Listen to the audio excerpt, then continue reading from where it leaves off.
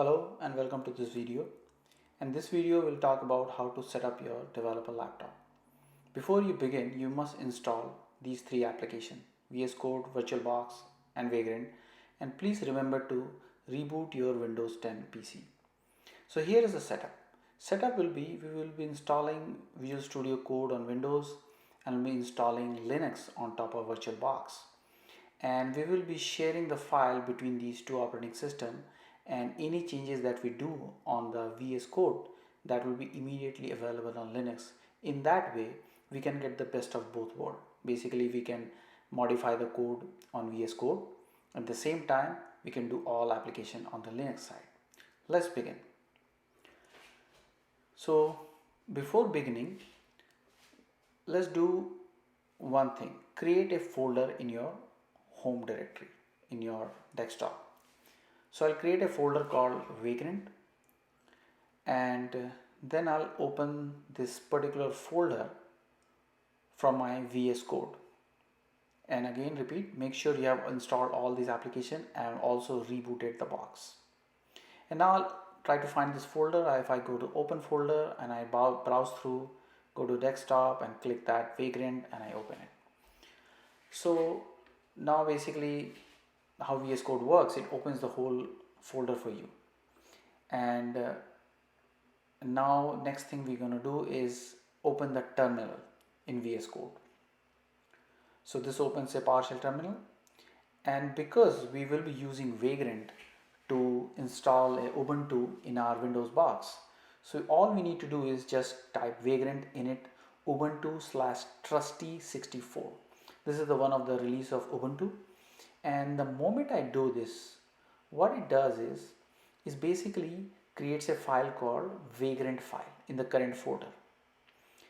And you can see this file actually has a host lot of information about the operating system. See, it tells you which box is going to download, and it has all information like which port to forward, which drive to mount, and all this thing. And also you can do a lot of things with this. And next thing you need to do is you need to type Vagrant up. And that's it. You don't have to download the ISO image, you don't have to do anything, you don't have to pretty much anything. What Vagrant does is it already has a pre-built VM images on the cloud, and when you do Vagrant up, it tries to find the local image in your folder. If you don't find it, downloads it, and based on your internet speed it could take some time. This is a very old PC I'm using with the old Wi-Fi driver, so it's going to take a while. But if you have a newer computer like in my Mac, it pretty much downloads in a couple of minutes. So here we are. So it has been downloaded and everything is fine.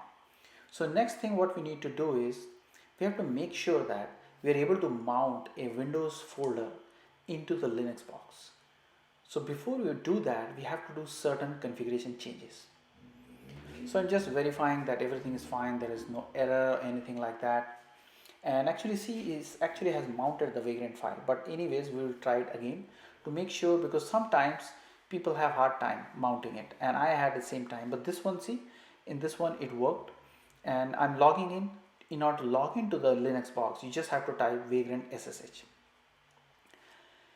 and yeah, that's it. So your Linux is up and running. Next thing I want to make sure is that I'm able to mount my drive. In order to mount it, you have to make sure that you have installed certain packages in the Linux box. How do you install it? You have to mount that VS guest additional ISO, and you can see I'm getting an error here, and this error a lot of people might see. So the trick to fix that error is that first of all you have to shut down the box. Before that, the reason is that we have to add a additional storage. Like for example, you see here there is no CD drive here, so I have to add it. So how to add it? Only way to do is that I have to shut down the box. So to shut down the virtual box, you can do either, you can do like you can type a actually shut down on the Linux prompt, or using Vagrant you can type Vagrant halt. It basically shut down that particular virtual machine. And right now I'm sitting on Windows. You can see from the prompt, you can easily figure out that whether I'm sitting on Windows or Linux. In Linux you will see something like a hash prompt, and in Windows you will see C drive user owner desktop. So now my VM is shut down. So now I can go ahead and add a CD drive on that. So in order to add that, I have to go to the VirtualBox again, click on that machine settings, then I go to storage and I click on the plus bar sign. So you can see it automatically shows me the VBox guest edition. I just click on that. So it basically logically what it's doing, it is inserting a CD drive into your VM.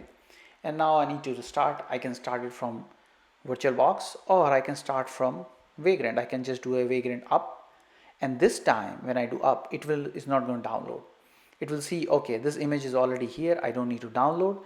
It will simply start the box, and based on how configuration of hardware configuration of your PC, if it is a fast PC or a little bit older, it may take a while to start, and usually it doesn't take too much because these Linux boxes that we are running, they are very miniaturized, like they don't have any fancy GUI application. This is complete plain command line, and we are using this only for development purpose, so we want to have a lower footprint. And in that way you can say actually it is automatically trying to connect using a user called Vagrant and using a private key method. And so while it's booting, it may take a while to do that. Let's just open the basically web browser, because we need to find some instruction to how to install that VirtualBox guest. So I just type on Google that VirtualBox guest additionals Ubuntu. If I type that, I get a bunch of URLs.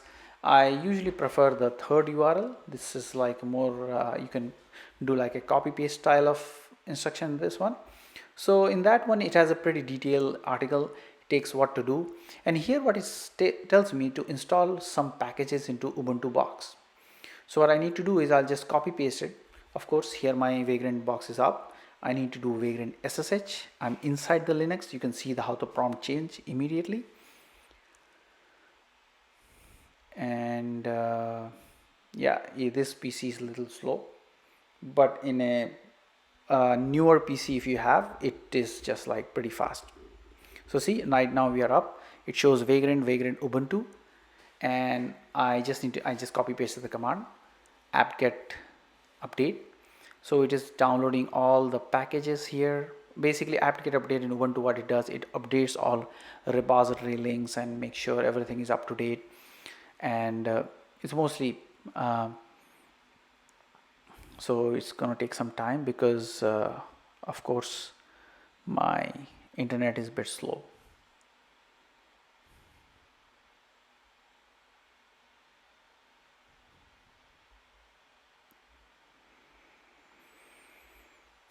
It's updating the package list, and since then basically you have to pretty much copy paste it. So this is what it does eventually. It is installing certain kernel packages. Those are needed to do the mount. So what mount does is, here I am installing some kernel packages. So mounting means you are mounting a Windows folder into Linux, and the Linux is running inside a Windows. So you have to use a special type of file system which is called VBox, VirtualBox file system. So what it does, VirtualBox makes it available for you, but in order to utilize that, you have to install that particular kernel driver. It's very similar to like if you want to use a new Wi-Fi card in your Windows laptop, you have to install that driver.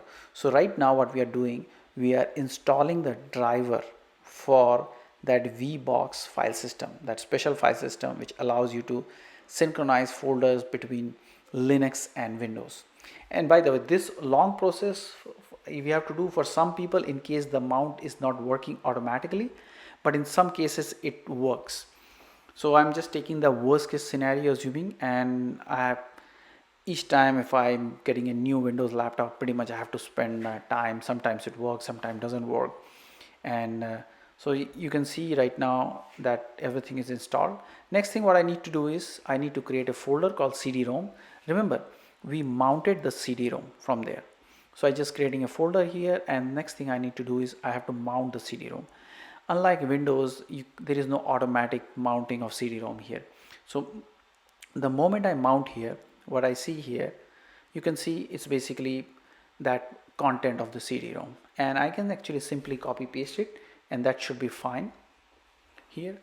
So next one is actually, this is the command which actually installs the VBox driver, and it asks me question, yes or no. Of course yes, and this time it will compile the kernel module and do the install, and it doesn't really take much time. So he's found the kernel, and this setup you do only once for a new laptop that you buy, or maybe you do a backup restore or something. Usually whenever I have getting a new laptop, then only I do. So you can see, you can follow the instruction. Pretty much says after that you will get this success message, and next thing you need to do is you need to reboot the Linux box, not the Windows box, because we are not actually installing anything on Windows. Installation thing we have already done when we installed VirtualBox, VS Code and Vagrant. And VirtualBox allows, because of VirtualBox now we are able to install a Linux using VirtualBox, and in the Linux now we are installing all kind of packages.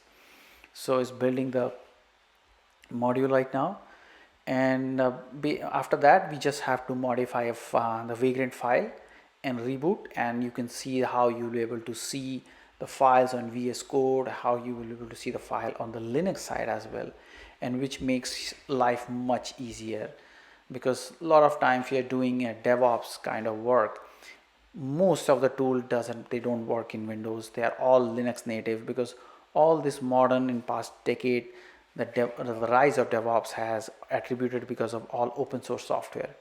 And for Windows, for a long time it was not very open source. It was mostly closed source operating system and tools, and recently they have changed, so they support both nowadays. So see, it is installed. I will just reboot it. And rebooting you can do many ways. You can do actually Vagrant halt from the Windows, you can do a shutdown -r now from the Linux, or you can actually restart from VirtualBox as well. So you can see from this console also, it gives you a nice GUI to see exactly if the machine is coming up. And see, this is my boot log, I can see, and I think it's just waiting 10-second network driver. I think it's up now. Yeah, it looks like it's up. So I got the IP address, everything. So you should be able to connect right now. So to connect from this, I just have to type here Vagrant SSH, and make sure you are inside that folder, because it looks for the SSH, private SSH key. So you type Vagrant SSH and you are in the folder, and you can see, you can actually verify if the module has been installed or not. You can just inside the Linux, you can copy paste it, and you can see the VBox guest, this particular driver has been installed in Linux, so we are good. And next thing what we need to do is we need to modify the Vagrant file, because I want to mount a very specific folder, like any div folder, like your developer folder, anything you want to add.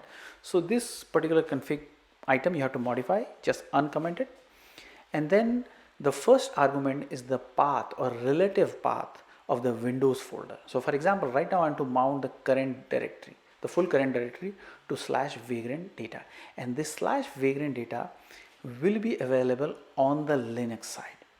And also you can actually modify the memory here. If you want to increase the memory, you reduce the memory, but usually this will be very lower footprint VM, so it doesn't need a lot of resources. It is only for installing tools and packages.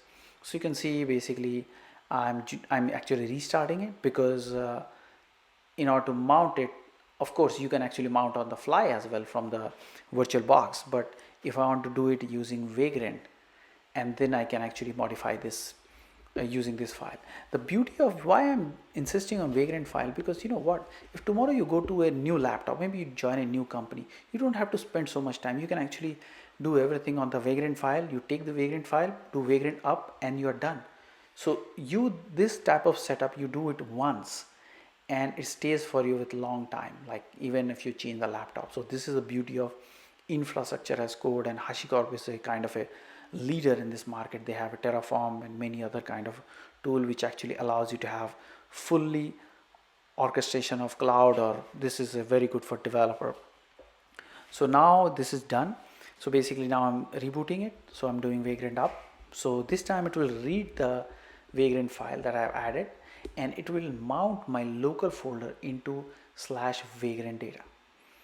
So you will soon after you will see the message that it is mounting, This is called, they call it sync, but it is actually a mount, VBox mount. So there I was talking about that if you have this kind of setup, see Vagrant, so slash Vagrant is mount to C drive owner, which is my local directory. So whatever you see on the slash Vagrant data on the Linux inside, that is the same as Windows, and you'll see how I'll create a test file, and that is how we test it. Okay, if whatever I create on Linux, I can see it on Windows, whatever I create on Windows, I can see on Linux, and this makes my life very easy. And go to that folder, vagrant underscore data, double tap to list everything, and see, if I do see, I can see the Vagrant file as the same Vagrant file which is in the Windows.